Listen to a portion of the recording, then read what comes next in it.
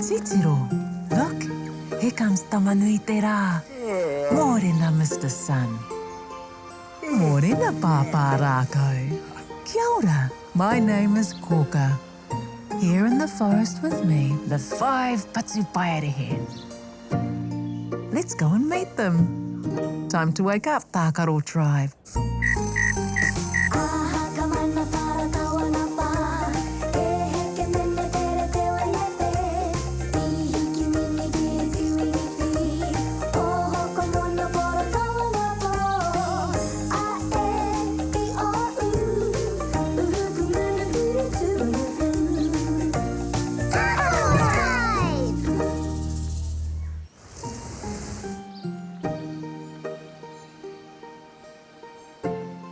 In the Tākaro Tribe. What are you doing today? We're having a rest. I'm eating a manarini, mandarin. I and E are eating a banana. Oh, Kōkā! Somebody bit my apple. That's strange, eh? I can't find one of my tōkina socks. Oh, they were both here. That's very strange, ooh. Ooh, my puku is flashing. Ko Pāpā Rākau tēnei. Kia ora, Pāpā Rākau. Kia ora, ā. Is everyone there? Aye. Me ētahi. Me too. Ngā mihi, Tākaro Tribe. You too, Wao. You're very special. Ngā mihi rā. Mama Kotsi has a problem. I need you to come and help her. But you must visit Kōkā first. Ka pai, let's go see Kōkā.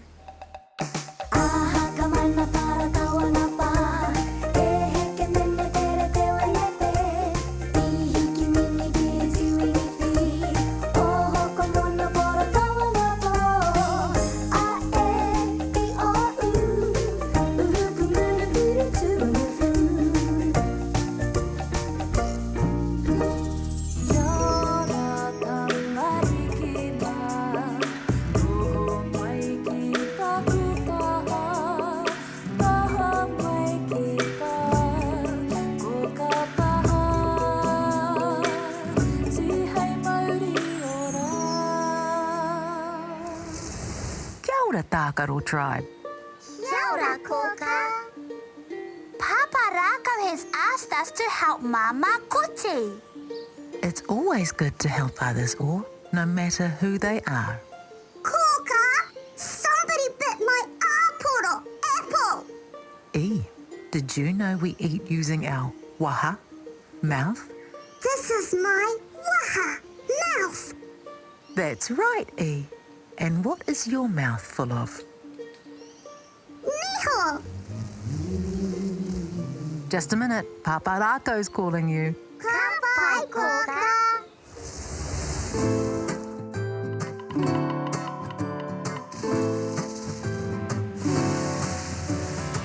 Amariki mā, noho mai, ki aku kakiaka, whakarongo mai, ki ngā kōrero o te ao marama.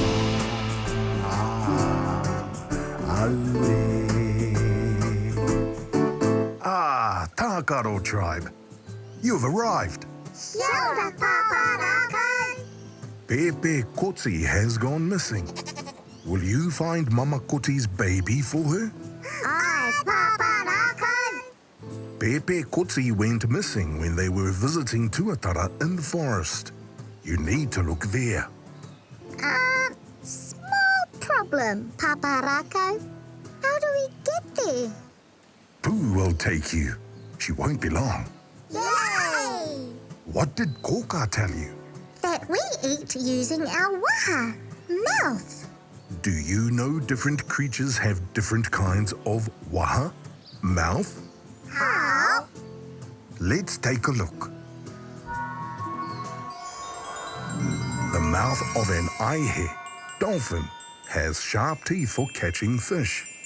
Pāpaka, crab, has a small mouth but no teeth. And Māmā Koti has teeth at the bottom but none on top. They're not like us at all. That's right, E. Oh! Whoa! Whoa! Kōriake! Out of the way! Whoa! Sorry, my friends. The wind was a bit too strong. Don't forget your recycling bags. You can collect pepper, paper. You collect the krahe, glass. You're on kena, cans. Or you collect parakai, waste food. And the plastics. Ka pai, Pāpā Rākau. It's time for our karakia. E te wānei e hora nei, tēnei te Māori ka whakapiki, ko te Māori o ngā tamariki a tāne māhuta. Te Māori ka puta ki te whaiau, ki te ao mārama. Haumie, huie, taikie! All aboard Tākaro Tribe. We're off. Be on the watch for Pēpē Koti, Tākaro Tribe. E noho rā, Pāpā Rākau!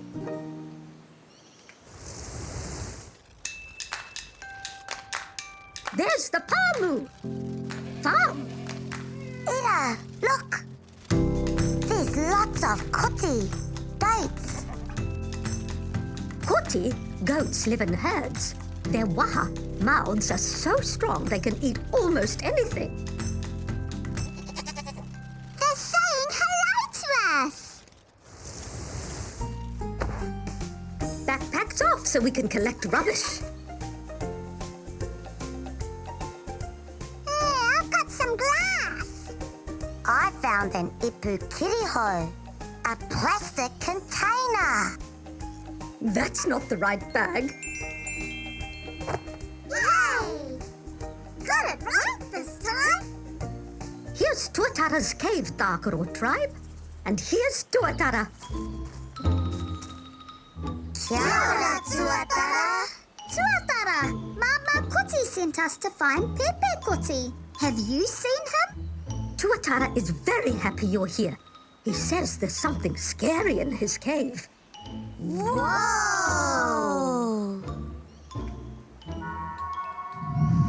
Wait! Kōkā just texted. She sent the word of the day. It's in the kete. Where's the kitty? There, on that toka rock.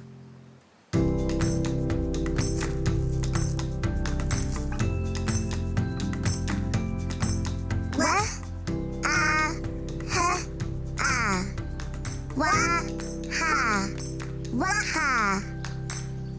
Waha is the word of the day. But how does that help Tuatara? Or take us to find Pēpē Koti?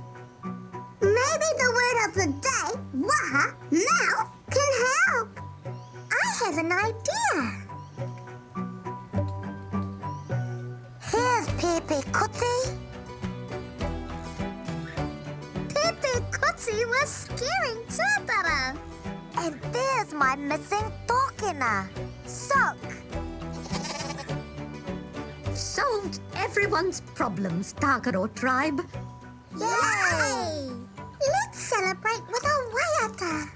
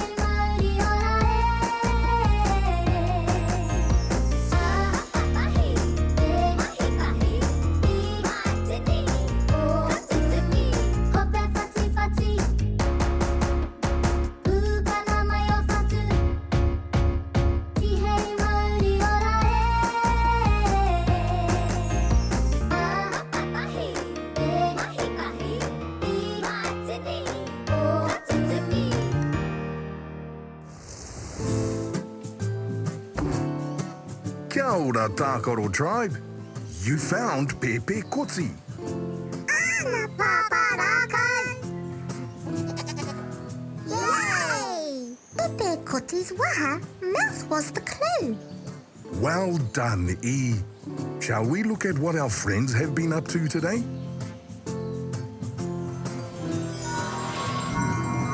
Waha! Waha!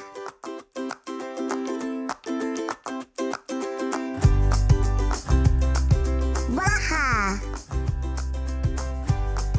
Waha! Waha!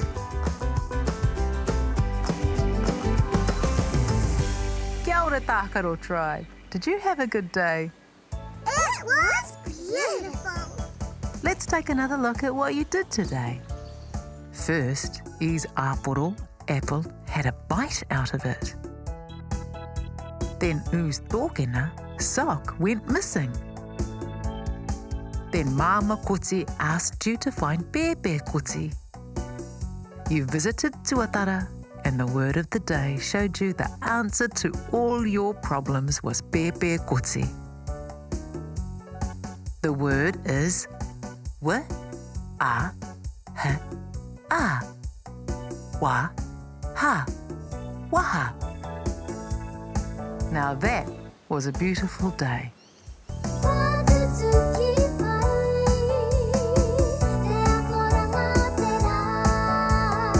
What a fun day, Tākaro Tribe. Time to say good night. Pō Mārie, good night, Tākaro Tribe.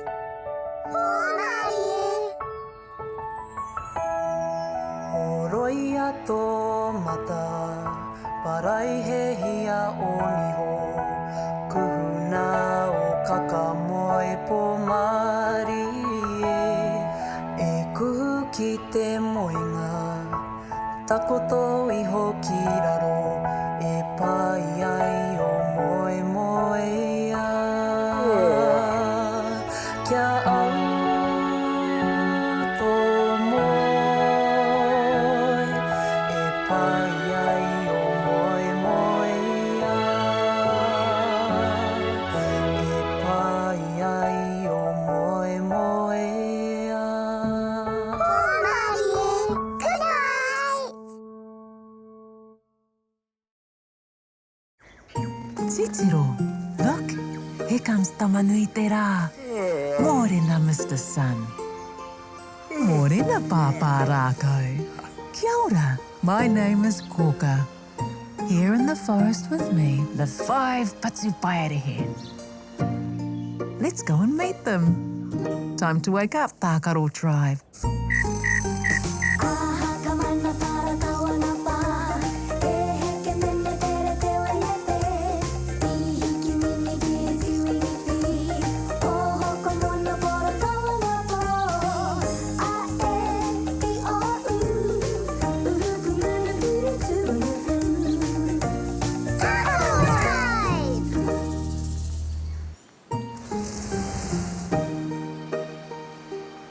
Hello, Tākaro Tribe. What are you up to today? We're smelling the scents drifting from the forest.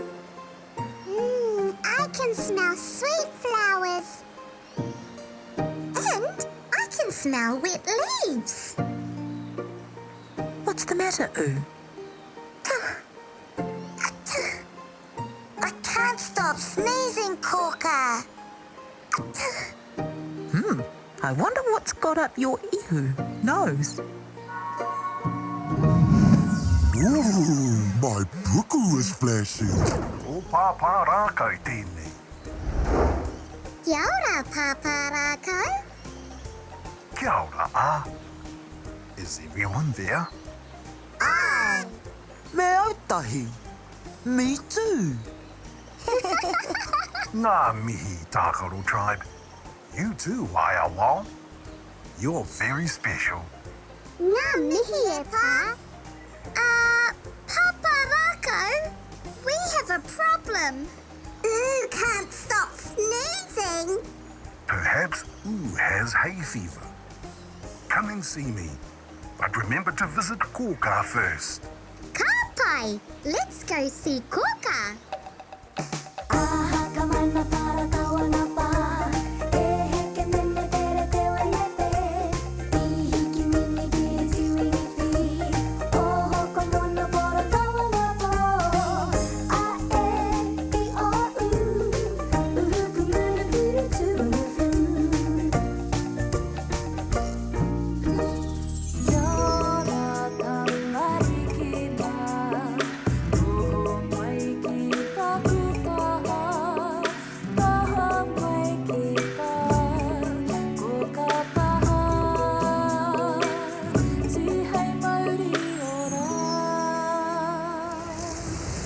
Kia ora, Tākaro Tribe. Kia ora, Kōkā. Oh, we have a problem. We were smelling scents from the forest and now Oo can't stop sneezing. But Pāpā Rākau said he can help Oo. Do you know why we sneeze? Ka, Kōkā. We sneeze because pollen from flowers creates an itch in our nose. This is my ihu. Nice, Kōkā. That's right, Air. Pāpā Rākau is wise. He will know how to treat Oo's itchy ihu, nose. You should go to him straight away. Ka pai, Kōkā.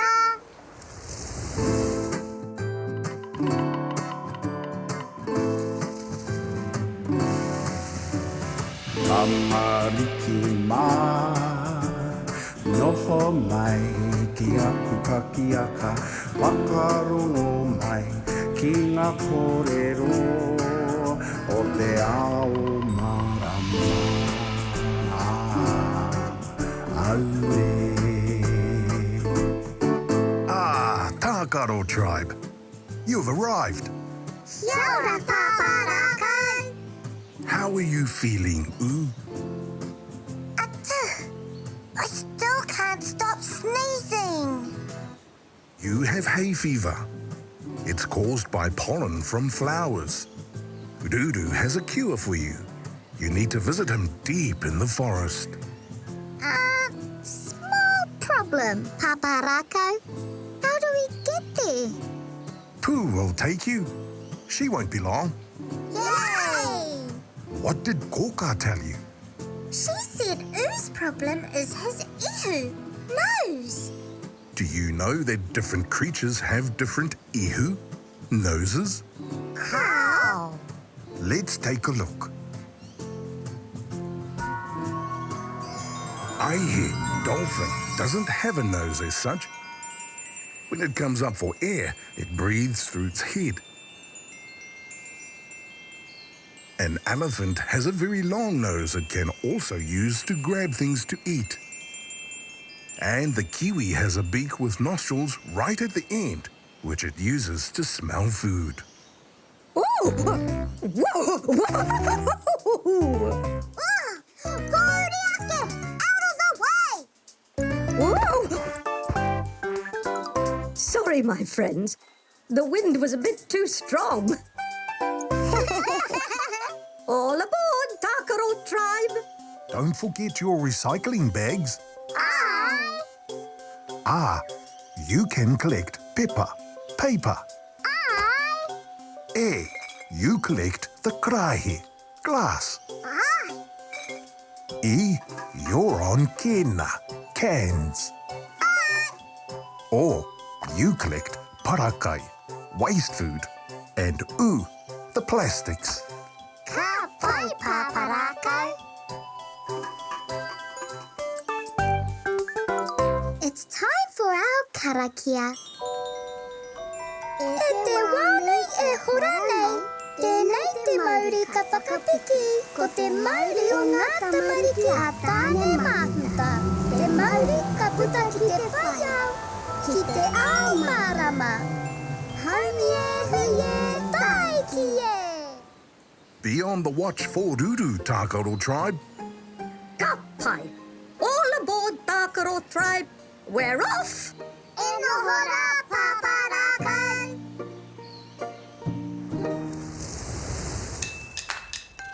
There's the ngahere forest.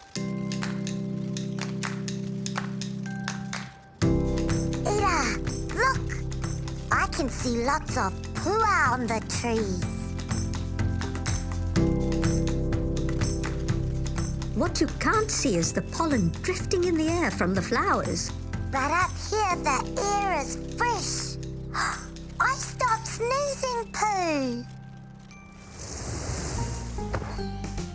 Backpack's off so we can collect rubbish.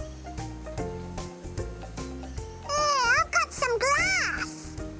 I found an ipu kiriho, a plastic container. That's not the right bag. Yay! Here's Ururu's tree, and here's Ururu. Kia ora, Ururu. Kia ora, Tākaro Tribe. Welcome to the forest. Pāpā Rākau said has hay fever. And it's caused by hay. Pollen that makes our ihu nose itch. That's right. Here's a common cause. This tree is a rata. You can see yellow pollen on the spiky ends of the flower. Whoa! Wait, Kōkā just texted. She sent the word of the day. It's in the kete. Where's the kitty? There, on that toka rock.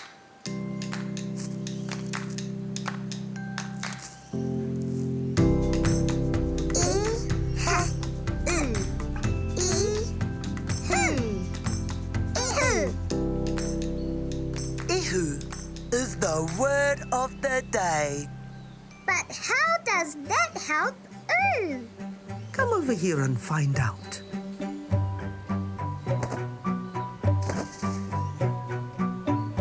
What are you doing, Ruru? I'm perched on a manuka branch. When its leaves are boiled, it creates a healing steam. Get closer, Ooh. Bend over and breathe in deeply. How do you feel now, Ooh? My eyes have stopped watering, and my nose isn't itchy. Yay! Let's celebrate with a waiata.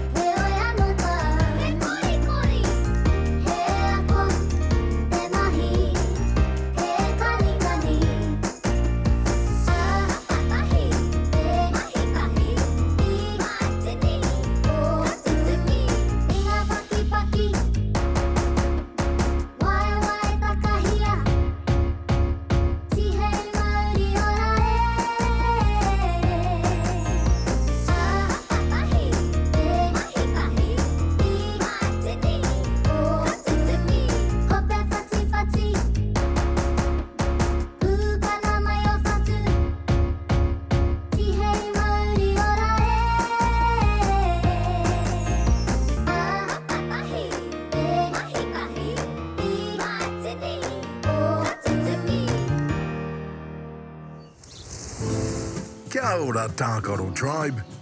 How are you, Ooh? Ruru helped me get better. I'm pleased you're feeling better. Yay! Shall we look at what our friends have been up to today?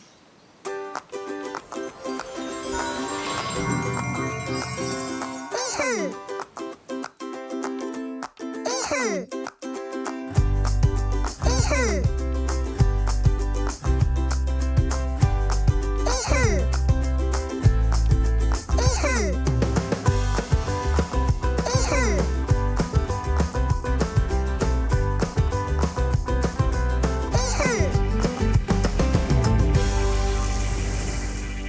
Kia ora, Tākaro Tribe. Did you have a good day? It was beautiful. Let's take another look at what you did today. first couldn't stop sneezing. Pāpā Rākau told you had hay fever and Ruru could help. Ruru told you pollen from the rata flower was causing hay fever. But breathing in manuka steam cured Yay! And you learned a new word. I-ha-u. Ihu. Ihu. Today was a very healing day.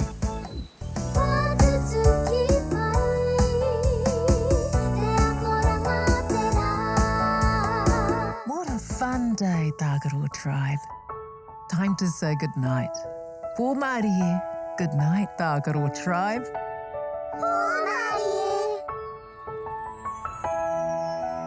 Roia tō mata, parai he hia o niho, kuhuna o kakamoe pō Māori e kuhu ki te moinga, takoto iho ki raro, e pai ai o moe moe ia. Kia au tō moe, e pai ai o moe moe ia. E pai ai o moe moe ia. Good night! Titiro, look, here comes Tamanui te rā. Morena, Mr. Sun. Morena, Pāpā Rākau. Kia ora, my name is Kōkā. Here in the forest with me, the 5 Patupaiarehe. Let's go and meet them. Time to wake up, Tākaro Tribe.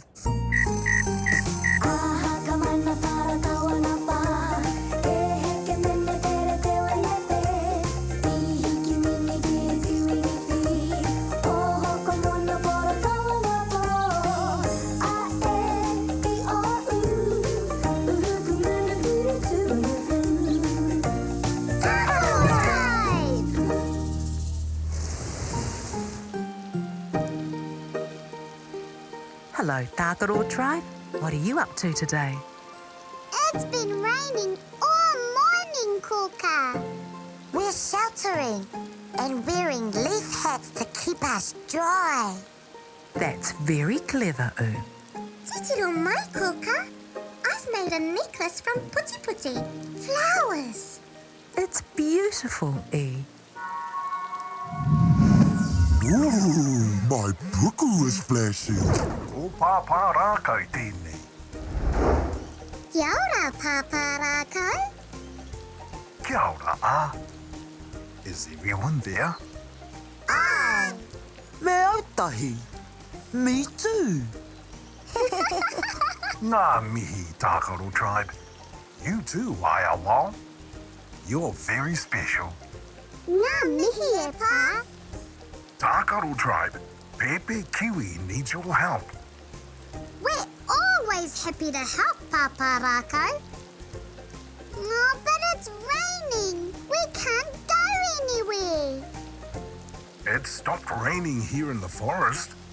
We'll come and see you, Pāpā Rākau. Ka pai, but you must visit Kōkā first.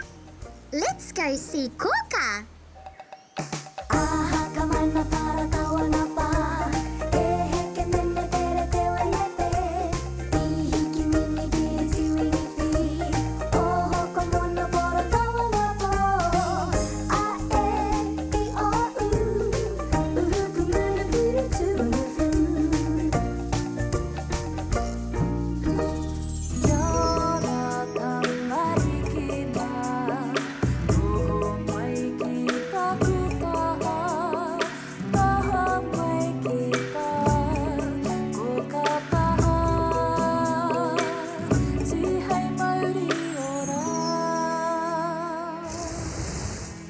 Tākaro Tribe. Kia ora, Kōkā. Pāpā Rākau says Pepe Kiwi needs our help. It's always good to help others. ētahi puti, flower necklace. Do you know what made the flowers grow? And what's causing all the rain? Kōkā. It's the season of koanga, spring. And in koanga spring, we have flowers and rain. That's right, Now you need to go to Pāpā Rākau. Ka pai, Kōkā.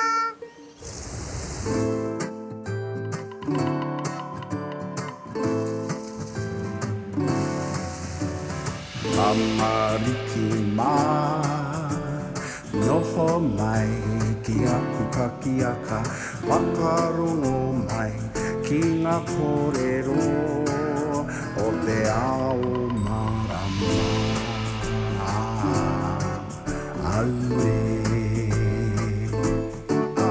Tākaro Tribe, you've arrived. Kia ora, Pāpā Rākau. We're pleased it stopped raining, Pāpā Rākau. Unfortunately, the rain has created a problem. The stream has flooded, and now Pepe Kiwi can't get back to his whānau, family. Could you help him cross the stream? Small problem, Pāpā Rākau. How do we get there? Pooh will take you. She won't be long. Yay! What did Kōkā tell you? She said it's koanga, spring. And koanga, spring, brings us flowers and rain. Do you know what our spring brings? How? Let's take a look. In koanga, spring, it rains a lot and the sun shines more warmly. The warmth and rain encourages seeds in the earth to germinate. This also causes trees to grow new leaves and flowers to blossom. Ooh! Whoa! Kōriake, out of the way! Whoa! Sorry, my friends. The wind was a bit too strong. All aboard, Tākaro Tribe! Don't forget your recycling bags. You can collect pepper, paper. You collect the krahe, glass. You're on kena, cans. Or you collect parakai, waste food. And the plastics. Ka pai, Pāpā Rākau. It's time for our karakia. E te wānei e hora nei, tēnei te Māori ka whakapiki, ko te Māori o ngā tamariki a tāne māhuta. Te Māori ka puta ki te whaiau, ki te ao marama. Haumie huie tai ki e. Be on the watch for Pepe Kiwi, Tākaro Tribe. Ka pai! All aboard, Tākaro Tribe! We're off! E noho rā, Pāpā Rākau.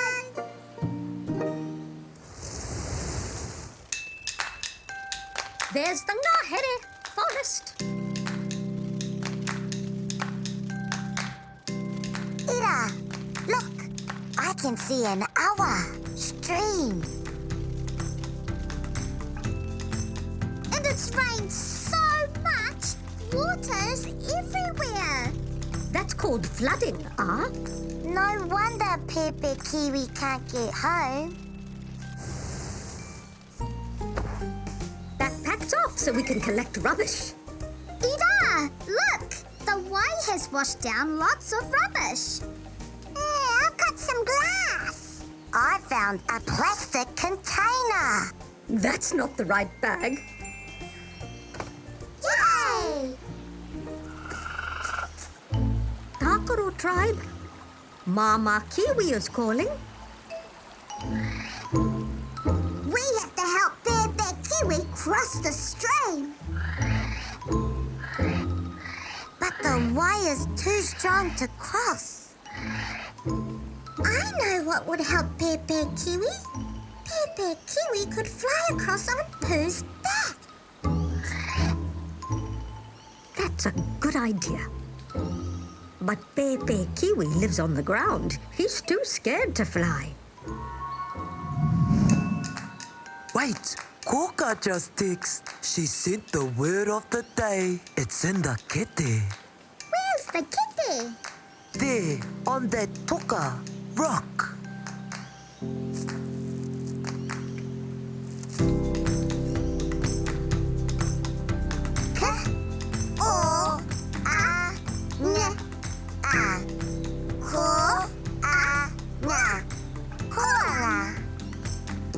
Koanga is the word of the day. But how does that help Pepe Kiwi? Spring flowers. We could give Pepe Kiwi E's flower necklace. If he looks at that while flying on Pooh's back, he won't get scared. Good idea, Oo. Will you try it, Pepe Kiwi?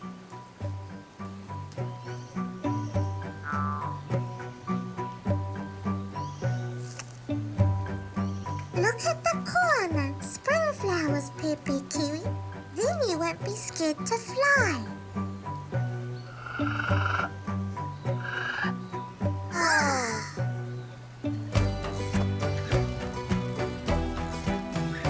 Ida, look! Pepe Kiwi is doing just fine. Pepe Kiwi is back with Mama Kiwi. Yay! Kia ora tā tātou.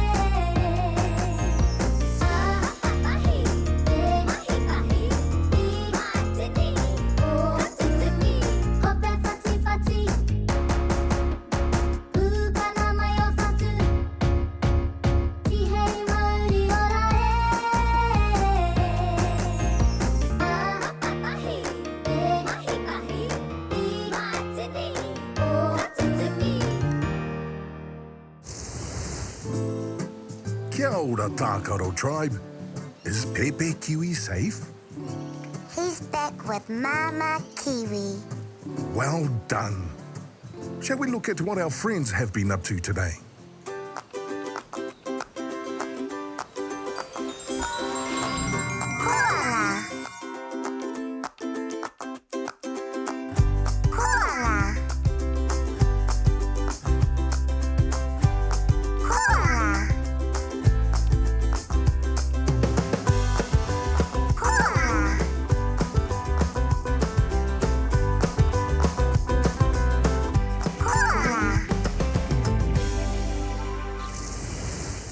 Kia ora, Tākaro Tribe. Did you have a good day?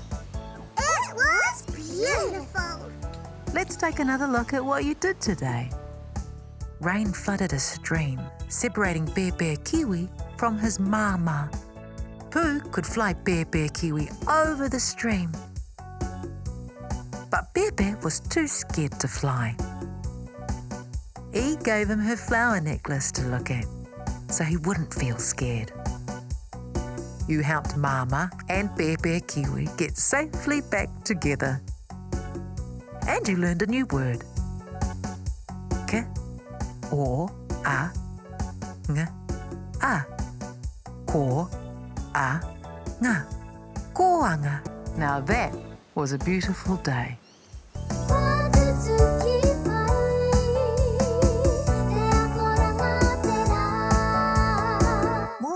Sunday, Tākaro Tribe.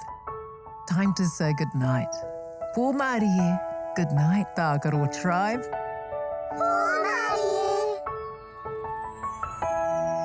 Oroia tō mata, parai he hia o niho. Kuhuna o kakamoe pō Māori e kuhu ki te moenga. Takoto iho ki raro, e pai ai o moe moe ia. Kia au tō moe, e pai ai o moe moe ia. E pai ai o moe moe ia.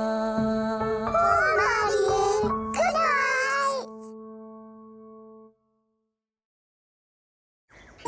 Titiro, look, here comes Tamanui te rā. Morena, Mr. Sun. Morena, Pāpā Rākau. Kia ora, my name is Kōkā. Here in the forest with me, the 5 Patupaiarehe. Let's go and meet them. Time to wake up, Tākaro Tribe.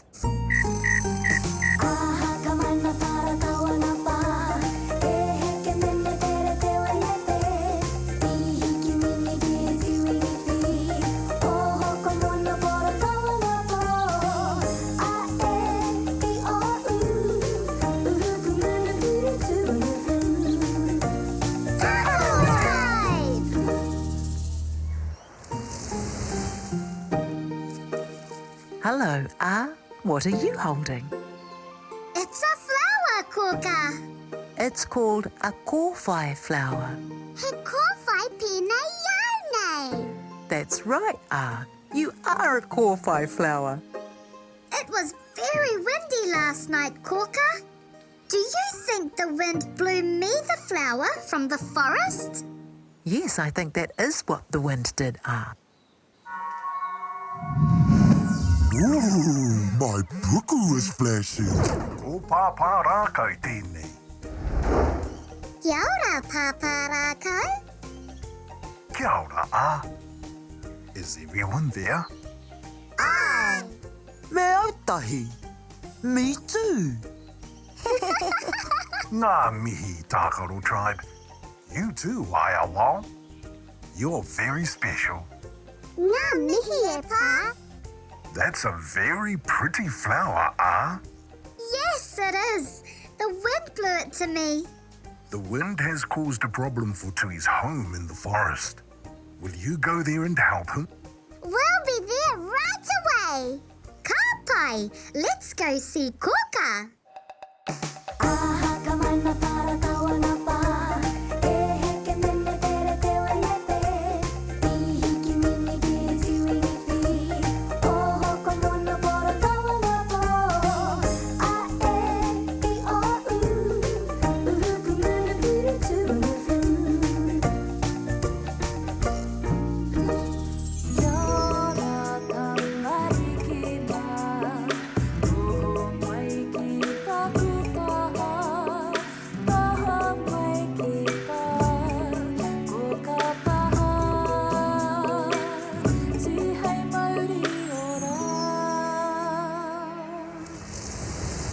Tākaro Tribe. Kia ora, Kōkā. We're visiting Pāpā Rākau to help Tui. Always good to help others, eh? The wind blew this kōwhai flower out of the forest to me. Do you know why it's so windy? Kau, Kōkā. Koanga, spring brings rain and sometimes lots of wind. And in spring, everything grows, including this kōwhai flower. Now you need to go to Pāpā Rākau and help Tui. Ka pai, Kōkā.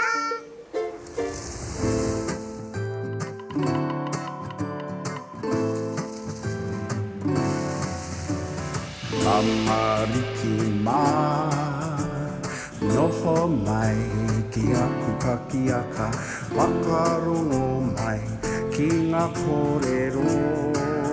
o te ao marama.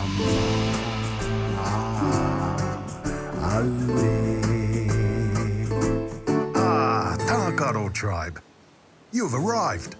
Kia ora, Pāpā Rākau. Kia ora, Tui. The wind has caused a problem for Tui's home in the forest. Would you go there and help him? Ai, marika, Pāpā Rākau. Small problem, Pāpā Rākau. How do we get there? Pooh will take you. She won't be long. Yay! What did Kōkā tell you? She told us all found a kōwhai flower. Tui's favourite food during kōanga, spring, is nectar from the kōwhai flower. Would you like to know more about the kōwhai? Ai, Pāpā Rākau. Let's take a look. The kōwhai tree loses all its leaves in takurua, winter. In kōanga, spring, the flowers blossom first. They're full of nectar for Tui to eat. We know it's raumati, summer, because the kōwhai tree's flowers die off and leaves appear. Oh! Whoa! Kōriake, out of the way! Whoa! Sorry, my friends. The wind was a bit too strong. All aboard, Tākaro Tribe! Don't forget your recycling bags. Ai! Ah, you can collect pepper, paper. Ai! You collect the krahe, glass. Ai! You're on kena, cans. Or you collect parakai, waste food. And the plastics. Ka pai, Pāpā Rākau. It's time for our karakia. E te wānei e hora nei, tēnei te Māori ka whakapiki, ko te Māori o ngā tamariki a tāne māhuta. Te Māori ka puta ki te whaiau, ki te ao marama. Haumie, huie, taikie. Follow Tui, Pooh. He'll lead you to his home in the forest. Ka pai! All aboard, Tākaro Tribe! We're off! E noho rā, Pāpā Rākau.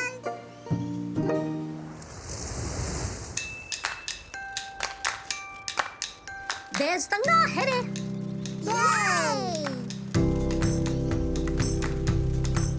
Ira, look, I can see pua kōwhai flowers. Can you see anything else? Yes, Tui's whānau are in the Rākau, trees, feeding on the pua, flowers.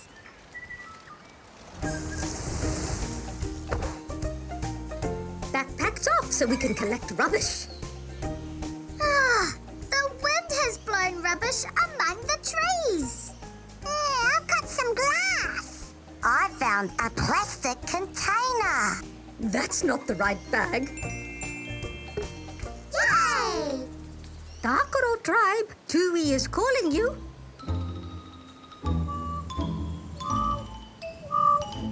Tui's tree is full of para, rubbish too. Wait, Kōkā just texted. She sent the word of the day. It's in the kete. Where's the kitty? There, on that toka, rock.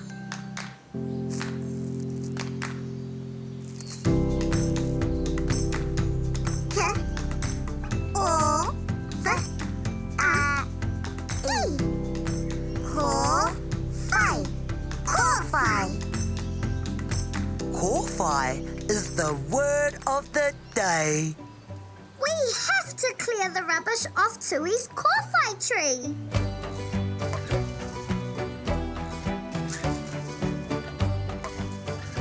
Yay!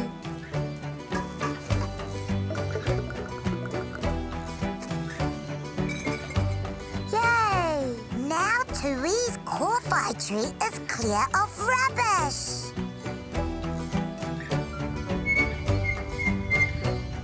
Yay! Goodbye, Tui. We have to go home now.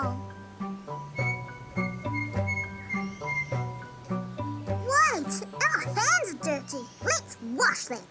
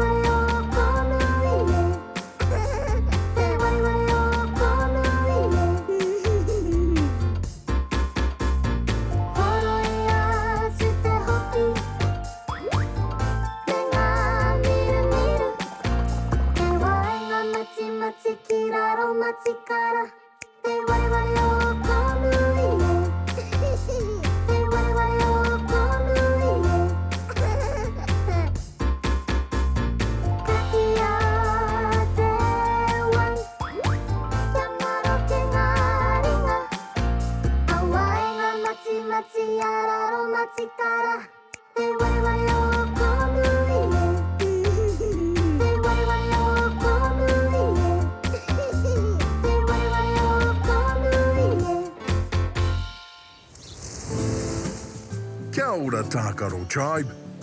Is Tui's kōwhai tree clear now? We collected all the rubbish and put it in our backpacks. Well done. Shall we look at what our friends have been up to today?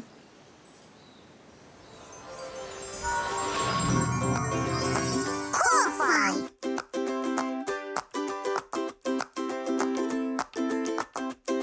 Kōwhai. Kōwhai. Kōwhai. Kōwhai. Kia ora, Tākaro Tribe. Did you have a good day? It was beautiful. Let's take another look at what you did today. Pāpā Rākau asked you to help Tui. The wind had blown rubbish into his favourite tree. You took the rubbish out of the tree's branches and you learned a new word. K o f a i. Ko whai. Ko whai. That was a great day.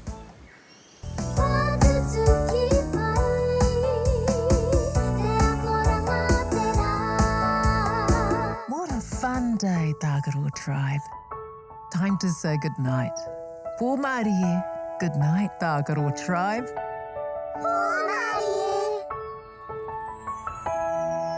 O roia tō mata, parai he hia o niho, kuhuna o kakamoe pō Māori e kuhu ki te moenga, takoto iho ki raro, e pai ai o moe moea.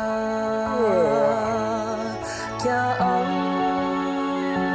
tō moe, e pai ai o moe moea. E pai ai o moe moea. Good night. Titiro, look, here comes Tamanui te rā. Morena, Mr. Sun. Morena, Pāpā Rākau. Kia ora, my name is Kōkā. Here in the forest with me, the 5 Patupaiarehe. Let's go and meet them. Time to wake up, Tākaro Tribe.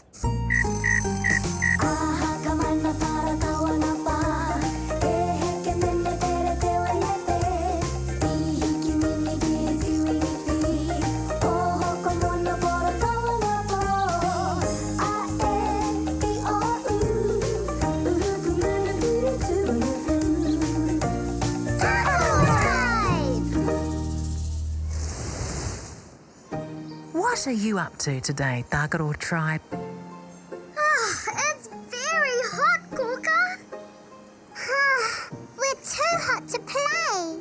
Staying in the shade is very sensible, all. Ooh, my puku is flashing. O Pāpā Rākau tēnei. Kia ora, Pāpā Rākau. Kia ora, Is everyone there? Aye. Me ētahi.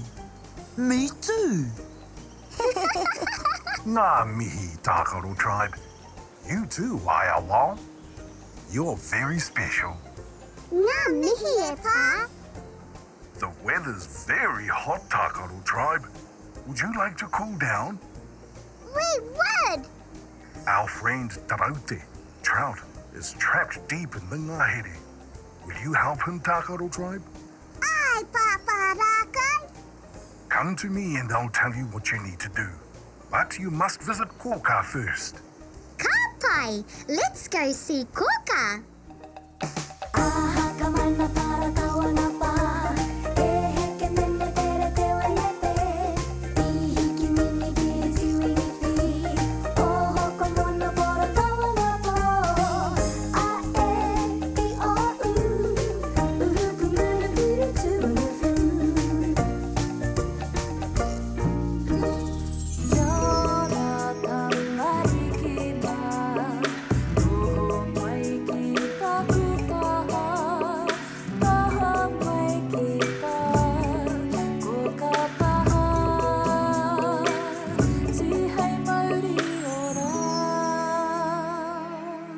Kia ora Ngāti Tākaro. Kia ora, Kōkā. We're going to help Taraute, Trout. Taraute is trapped in the forest. When you go to the forest today, pay attention to the different trees. What's special about trees, Kōkā? Trees provide us with shade on hot days like today. Different trees provide forest birds with different foods and a place to build their nest. Wow! Now you need to go to Pāpā Rākau. Ka pai, Kōkā.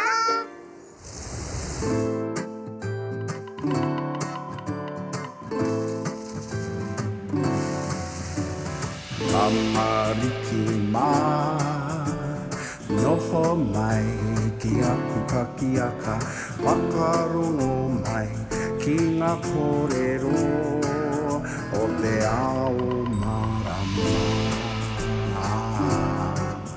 Aue. Tākaro Tribe. You've arrived. Kia ora, Pāpā Rākau. Our friend Taraute is trying to swim up a river to where she was born, but the stream is blocked. Will you help her? Hi, Pāpā Rākau. Small problem, Pāpā Rākau. How do we get there? Pooh will take you. She won't be long. Yay! What did Kōkā tell you? She said we should pay attention to the different rākau, trees. The ngahere is full of rākau, trees. Shall I tell you about them? Aye, Pāpā Rākau. Let's take a look. Rākau, trees, start as small seeds. Some grow into huge rākau, like Rima and kauri. Others not so big, but they all offer shelter and food to the many creatures of Tāne. Whoa! Kōriake!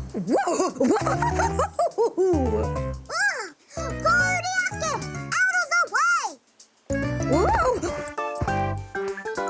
Sorry, my friends. The wind was a bit too strong. All aboard, Tākaro Tribe! Don't forget your recycling bags. Aye! Ah, you can collect paper. Aye! You collect the krahe, glass. Aye! You're on kena, cans. Or you collect parakai, waste food. And the plastics. Ka pai, Pāpā Rākau. It's time for our karakia. E te wānei e hora nei, tēnei te Māori ka whakapiki, ko te Māori o ngā tamariki a tāne māhuta. Te Māori ka puta ki te whaiau, ki te ao mārama. Haumi e hui e, tai ki e. Watch out for a blocked stream in the forest, Pooh. Ka pai, piki mai Ngāti Tākaro, ko haere tātou. E noho rā, Pāpā Rākau.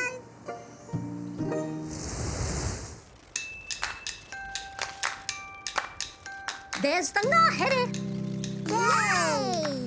Ira, look. I can see lots of Rākau. Trees. Can you see anything else? I can see an awa, stream. Oh, Taroti could be there. Backpacked off so we can collect rubbish. I've got some glass. I found an ipu kiriho, a plastic container. That's not the right bag. Yay! Got it right this time. Tākaro Tribe, can you see Tarote, trout? She wants to return up the awa, but the way is blocked. How can we help her? Wait! Kōkā just texted. She sent the word of the day. It's in the kete. Where's the kitty? There, on that toka rock.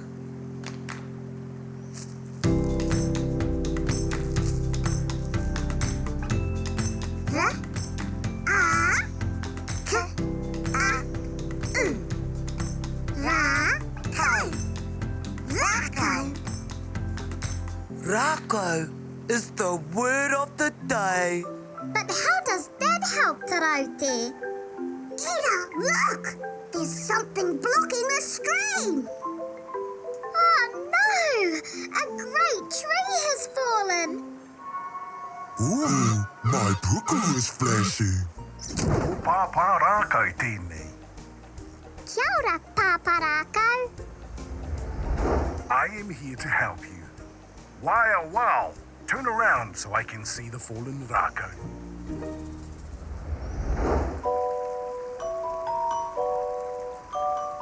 This is my great-grandfather.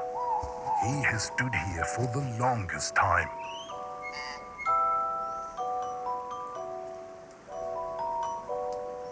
We honor you, great-grandfather, who sheltered and fed the many creatures of Tāne year after year for hundreds of years.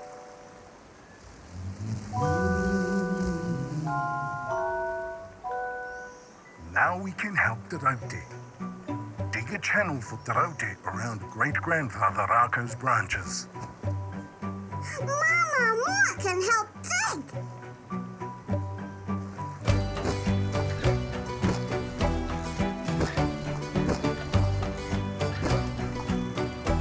The way is clear, Tarote. You can go home now.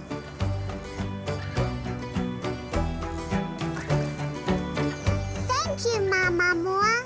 Thank you, Pāpā Rākau. Thank you, Wow. Thank you, everyone. We have to go home now. Ugh, our hands are dirty. Let's wash them.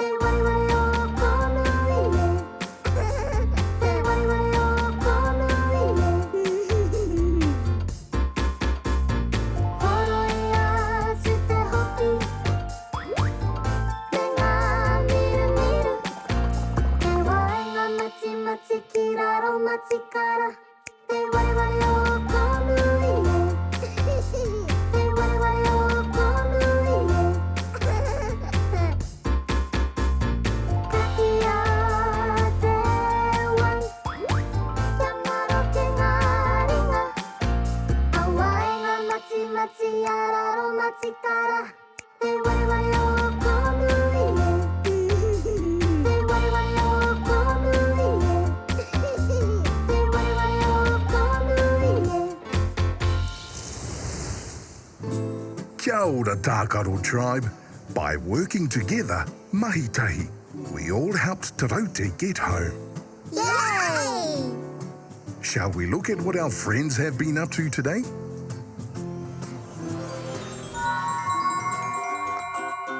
Rākau.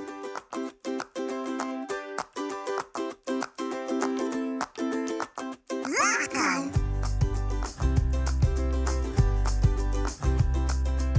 Rākau.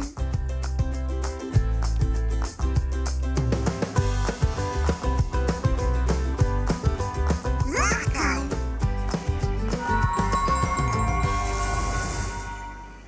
Kia ora, Tākaro Tribe. Did you have a good day? We helped Te Rauti get back to her home. Very good. Let's take another look at what you did today. You flew with Pooh to find a stream in the forest. You met Te Rauti.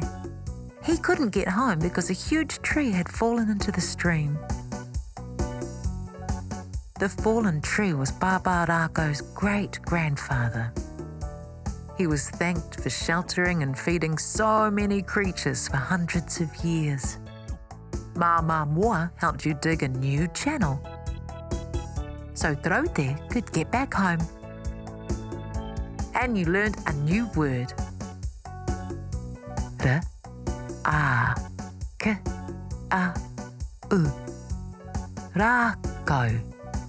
Rākau. Now that was a beautiful day.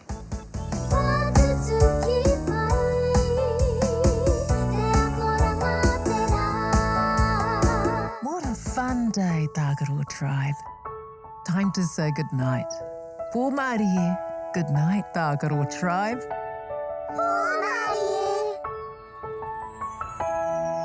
O roia tō mata, parai he hia o niho. Kuhuna o kakamoe pō Māori e kuhu ki te moenga, takoto iho ki raro.